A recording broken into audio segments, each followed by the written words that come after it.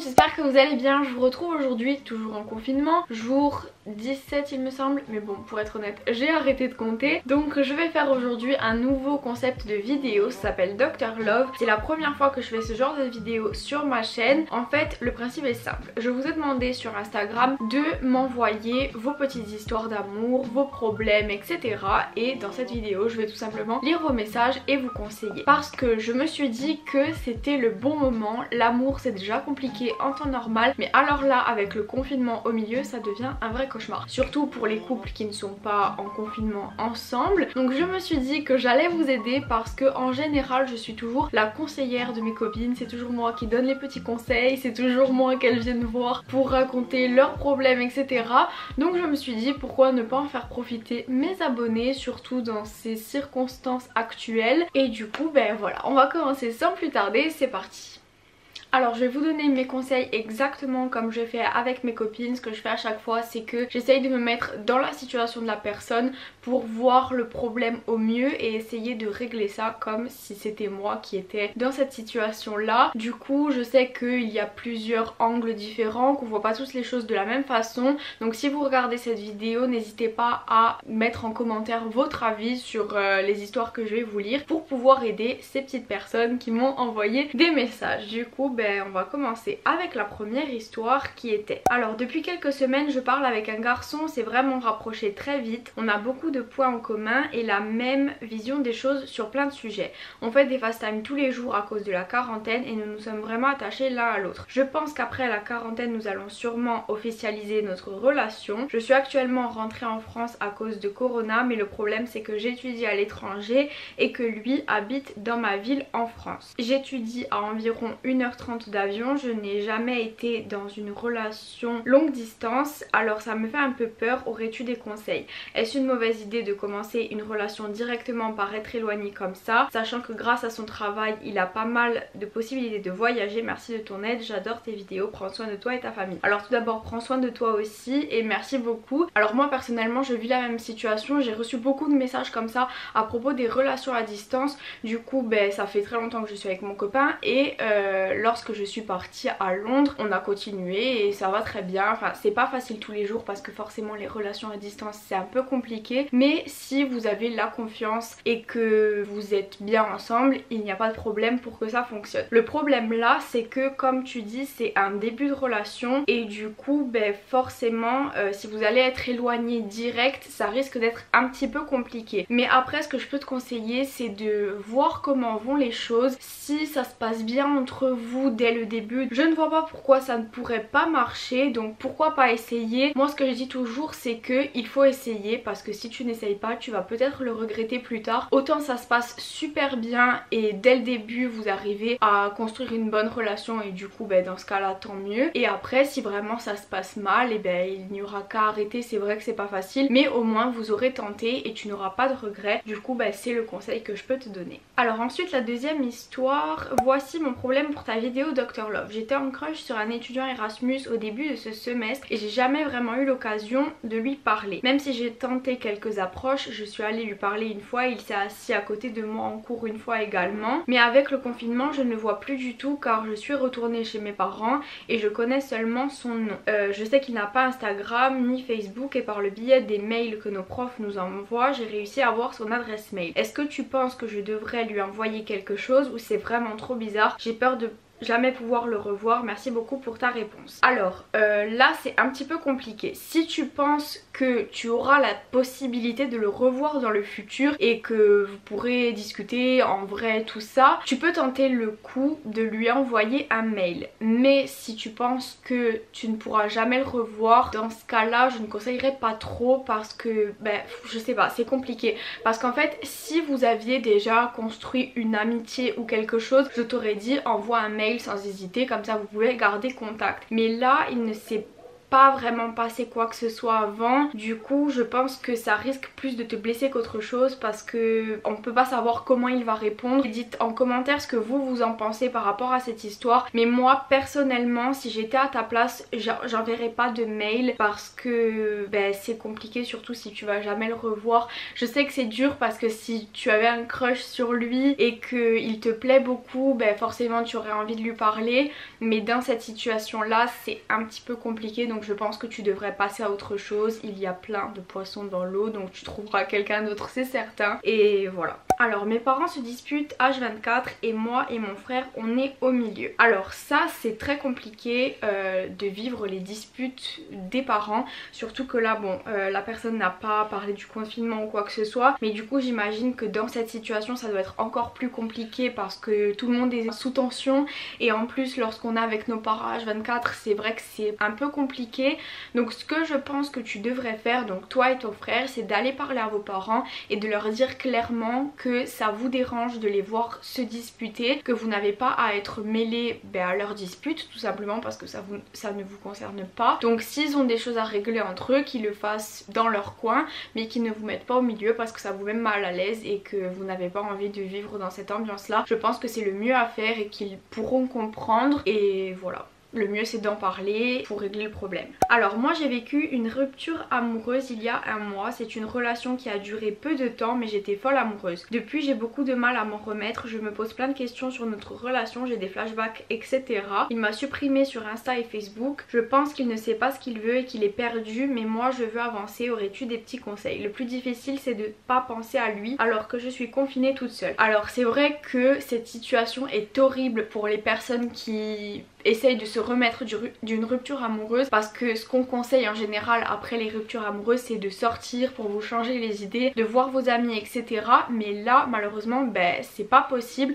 Du coup il faut toujours trouver des alternatives pour vous changer les idées. Donc ce que je peux te conseiller c'est de regarder des séries. Bon ça c'est pas toujours facile parce que moi je sais que quand je suis vraiment pas bien, regarder une série ça m'aide pas vraiment parce que je pense quand même à ce qui me tracasse. Moi personnellement ce qui m'aide c'est de faire du sport, de me mettre à fond. Ça aide beaucoup le sport parce que vous vous donnez à fond et après on se sent bien. Je sais que ça m'a aidé plusieurs fois. Après qu'est-ce qu'on peut faire aussi, tu peux essayer d'appeler tes amis ou ta famille en FaceTime, d'essayer de trouver des petites activités comme ça. Il y a une application, je sais pas si vous en avez entendu parler, ça s'appelle House Party, et en fait vous pouvez faire comme des appels FaceTime mais avec plein de personnes, et j'ai vu plein de gens sur Instagram faire des petits apéros avec leurs amis comme ça sur l'application. Donc tu peux essayer de trouver des activités comme ça. Après ce que je te conseille aussi c'est de ne surtout pas regarder les photos parce que ça met encore plus dans le mal, surtout si tu as dit que par rapport au flashback tout ça c'est le pire, ça, quand on repense aux souvenirs tout ça. N'écoute surtout pas de musique triste. Je sais que lorsqu'on est triste on a tendance à écouter des musiques tristes, mais c'est encore pire parce que ça rend encore plus triste.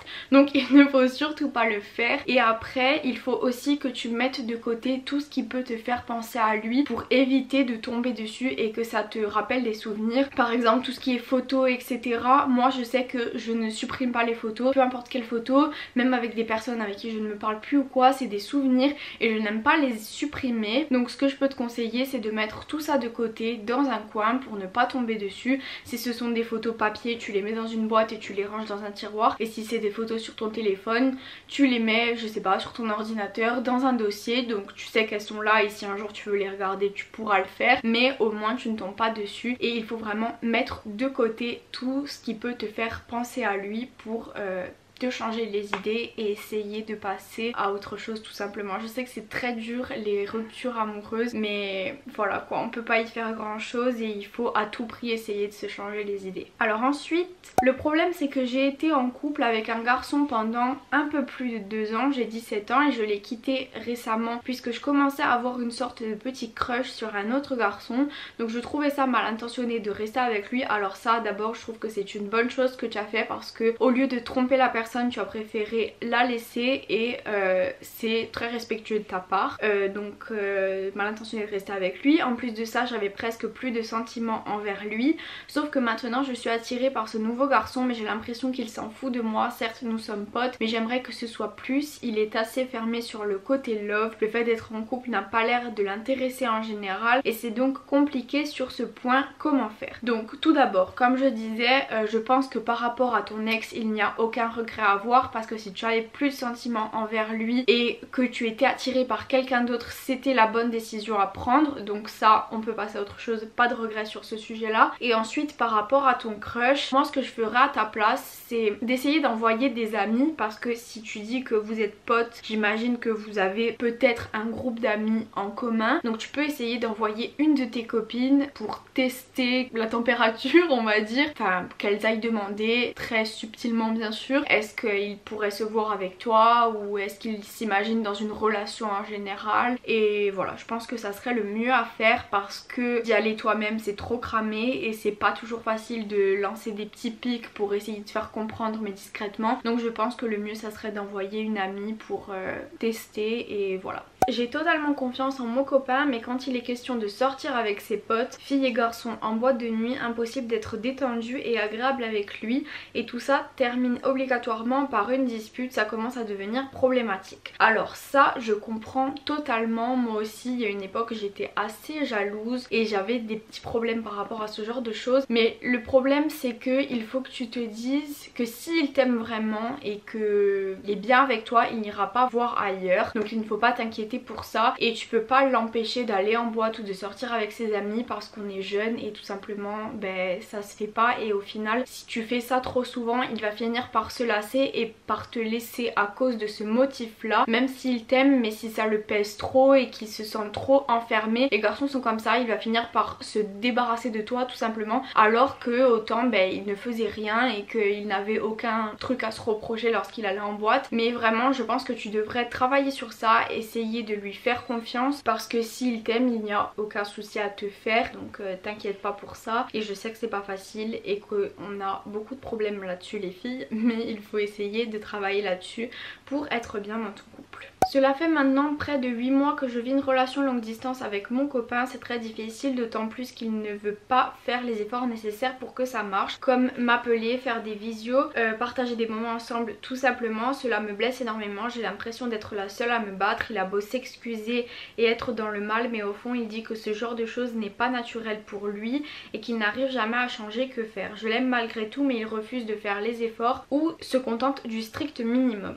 Alors ça c'est compliqué, parce que d'ailleurs j'ai reçu beaucoup de messages à propos des relations à distance, mais donc chaque cas est différent. Dans certains cas ça se passe très bien parce que les deux personnes s'y font et du coup ben ça fonctionne, mais après il y a certaines personnes qui ne sont pas faites pour les relations à distance et on peut pas leur en vouloir parce que c'est pas facile du tout. Donc je pense que tu devrais vraiment avoir une relation, une discussion avec ton copain. Le mieux ça serait de le faire quand tu rentres chez toi, pour le faire en face, parce que moi je sais que lorsque j'ai des petits problèmes comme ça je préfère les régler en face que par FaceTime. C'est toujours mieux de parler lorsqu'on est avec la personne, donc tu devrais attendre de pouvoir rentrer chez toi pour lui parler en face. Bon là pendant le confinement ça va être un petit peu compliqué, et d'avoir vraiment une vraie discussion où tu lui dis écoute j'ai besoin que tu fasses des efforts pour que ça puisse continuer, parce que moi je peux pas continuer comme ça, je sens que c'est que dans un sens, et voilà tout simplement. Et après tu vois comment il réagit. Si vraiment il te dit que c'est pas fait pour lui, malheureusement tu peux pas trop lui en vouloir. C'est compliqué parce que je sais que ça serait difficile de se laisser par rapport à la distance, mais le problème c'est qu'il y a des personnes qui sont tout simplement pas faites pour vivre des relations comme ça, donc c'est un petit peu compliqué. Du coup c'est tout ce que je peux te conseiller. Si vous avez d'autres conseils à donner à cette personne, n'hésitez pas à le faire en commentaire et j'espère que ça pourra t'aider. Du coup voilà mon problème, j'avais un crush avec qui je parlais bien et il y avait vite fait un jeu de séduction, si on peut dire ça comme ça, sauf que aucun de nous deux a fait le premier pas et il y avait des périodes où on pouvait beaucoup parler et d'autres pas du tout. Aujourd'hui j'ai compris qu'il ne se passera rien du tout, mais en cette période de confinement je voulais lui envoyer un message pour comprendre ce qu'il s'était passé entre nous, ou pas d'ailleurs, mais j'ai un peu peur de passer pour une personne, j'imagine, un peu bizarre qui se prend la tête et de perdre la complicité que j'avais avec lui. Alors je pense que tu devrais lui envoyer un message parce que si il y avait des choses entre vous à des moments et qu'ensuite à d'autres moments plus rien du tout, c'est lui le fautif dans l'histoire. Donc tu as le droit de savoir quels sont ses sentiments et ce qu'il veut avec toi, parce que tu vas pas rester là à poireauter. Si vraiment il te dit qu'il n'y a rien et qu'il préfère rester ami avec toi ou qu'il n'y a rien du tout, enfin je sais pas, tu peux passer à autre chose tranquillement. Mais là ça sert à rien de rester dans le doute et de te dire est-ce qu'il y a quelque chose, est-ce qu'il y a rien, enfin tu as le droit de savoir. Donc je pense vraiment que tu devrais lui envoyer un message en lui expliquant très clairement que tu veux pas paraître bizarre mais tu veux juste savoir ce qu'il y a entre vous pour être clair tout simplement, et voilà, il n'y a aucun problème avec ça, tu as le droit de savoir. Et voilà. Alors je fais du saxophone depuis plusieurs années et le professeur a changé l'année dernière. Quand je l'ai rencontré pendant un cours collectif, il m'a de suite plu mais je ne me suis pas posé de questions. Cette année j'ai recommencé les cours individuels et je suis sûre qu'il me plaît. Je ne me suis jamais sentie aussi timide. Juste pour compléter, j'ai 18 ans et il en a 23 et en gros je ne sais pas quoi faire, je suis nulle pour faire le premier pas et il ne s'intéressera sûrement pas à moi. Alors là c'est un peu compliqué parce que le problème c'est que c'est dans le domaine professionnel, il est ton prof et même si il est jeune, il est dans le domaine de son travail et il pourrait avoir des problèmes pour ça. Bon après tu es majeur et lui aussi, mais c'est un petit peu compliqué, je sais pas trop quoi te conseiller dans cette situation là parce que c'est pas comme si c'était dans la vie privé, lui c'est son travail et du coup je sais pas si il est professeur à ses charges ou si c'est dans une école de musique, mais si c'est dans le cas d'une école ça risque de poser problème pour lui, donc il osera peut-être pas se lancer et après ça va être hyper mal entre vous si tu lui avoues tes sentiments et que lui il te rejette, ça va être très bizarre, donc tu pourras plus prendre de cours avec lui j'imagine. Donc là désolée mais je sais vraiment pas trop quoi te dire. Si vous avez des conseils mettez-les en commentaire parce que là pour le coup c'est un peu dur de savoir. Ensuite, en couple avec quelqu'un au lycée, on a arrêté de se parler plusieurs mois suite à un gros mensonge de sa part. Maintenant on se reparle et ça va mieux, mais entre temps il a eu une autre relation et j'ai beaucoup de mal à passer au dessus. Je me sens vachement nulle comparée à la fille qu'il a eu entre temps, même s'il essaie de me rassurer le plus possible. Alors tout d'abord, il ne faut pas te comparer à l'autre fille. Si il a quitté, c'est que il ne voulait plus être avec elle, et s'il est revenu vers toi, ça veut dire qu'il te veut à toi, surtout que s'il essaye de te rassurer le plus possible, ça veut dire qu'il est vraiment sûr de ses sentiments et qu'il veut vraiment être avec toi. Donc arrête de te comparer à cette fille là. Si il est avec toi, ça veut dire qu'il t'a choisi et qu'il te veut à toi, donc tu n'as aucun doute à avoir. Donc vraiment mets-toi en tête que s'il est avec toi c'est parce qu'il veut être avec toi, sinon il ne serait pas revenu, et que cette fille il a décidé de la quitter pour une bonne raison, donc tu n'as pas de soucis à te faire. Alors ensuite, si tu es en kiff sur le mec d'une pote, c'est assez ambigu, aucun des deux ne le savent bien sûr. Après moi-même je sais que c'est impossible et que clairement j'ai pas envie d'être ce genre de pote, donc en fait c'est coincé. Par contre j'ai l'impression qu'en face ce mec il envoie des signes, peut-être que je psychote, je sais pas. Alors là clairement le seul conseil que je peux te donner c'est de laisser totalement tomber et de ne plus penser à cette histoire, parce que si tu t'engages sur ce chemin là clairement tu vas perdre ton ami, et ça c'est certain parce qu'on ne fait pas ça avec ses amis. Moi je sais que j'ai une règle d'or que on a avec mes amis, c'est que on ne touche pas aux ex et aux copains de nos copines, ça c'est je sais pas la base des choses. Du coup clairement laisse tomber sur ce point là. Et ensuite pour ce qui est des signes que tu as l'impression qu'il t'envoie, tout d'abord première chose à ne surtout pas faire c'est d'en parler à ton amie parce qu'elle risque de le prendre très mal. Tu ne sais pas comment elle peut réagir, et si tu lui dis que tu as l'impression que son copain te drague, enfin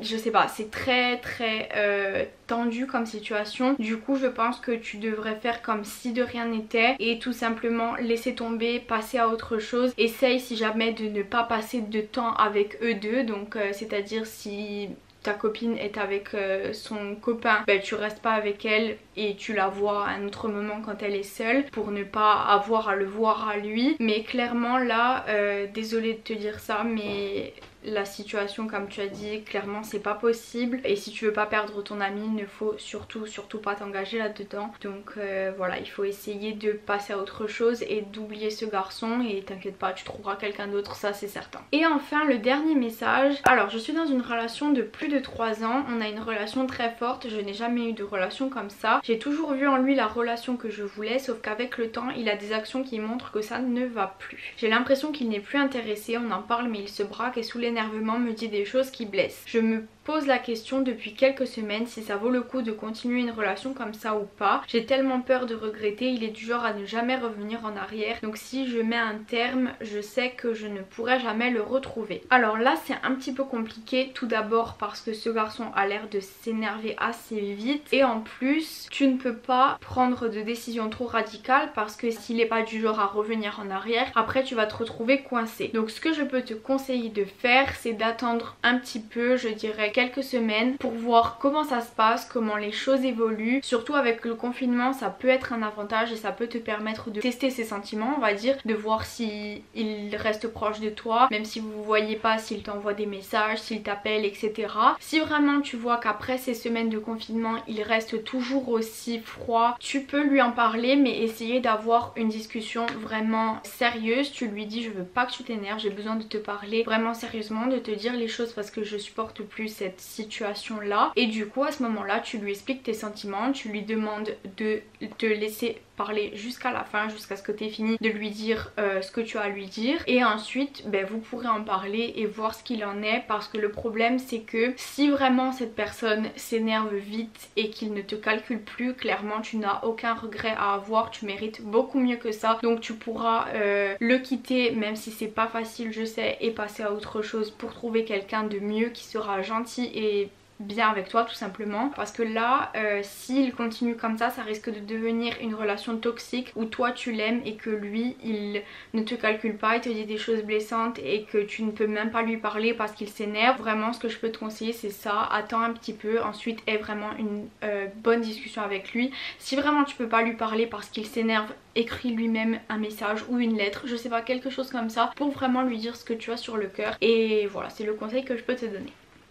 Du coup voilà, on arrive à la fin de cette vidéo, ça m'a beaucoup plu de lire vos petites histoires. J'espère que pour celles qui m'ont envoyé des messages, j'aurais pu vous aider. N'hésitez pas aussi à regarder les commentaires si des personnes ont donné des conseils par rapport à votre histoire. Et n'hésitez pas aussi à me dire en commentaire si ça vous dit de faire une partie 2, parce que j'ai reçu énormément de messages. Je pensais pas que ça vous plairait autant. Du coup si vous avez regardé cette vidéo et que vous n'avez pas eu l'occasion d'envoyer un message et que vous avez besoin de conseils, n'hésitez pas à me le dire et je ferai peut-être une partie 2 d'ici la fin du confinement pour voir comment les choses évoluent. Donc prenez tous soin de vous, j'espère que tout le monde va bien. Moi je vous fais de gros bisous et je vous retrouve mercredi à 13 h pour une nouvelle vidéo.